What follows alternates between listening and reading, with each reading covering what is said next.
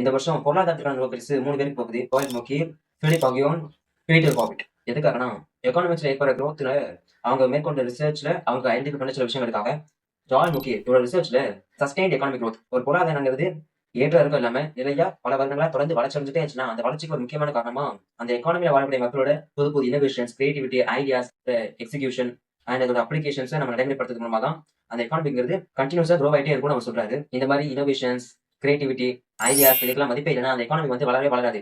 இதான் அவர் சொல்ல வருது.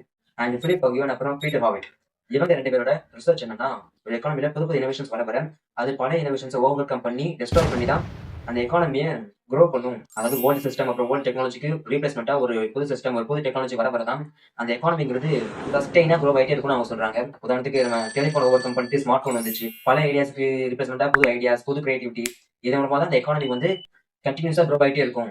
அந்த எக்கானமியோட க்ரோத்துக்கு வந்து இந்த கிரியேட்டிவ் டிஸ்ட்ரக்ஷன் அப்படிங்கிறது முக்கியமான பங்கு வகிக்கிறது இவங்க 2 பேருடைய ரிசர்ச். தேங்க்யூ.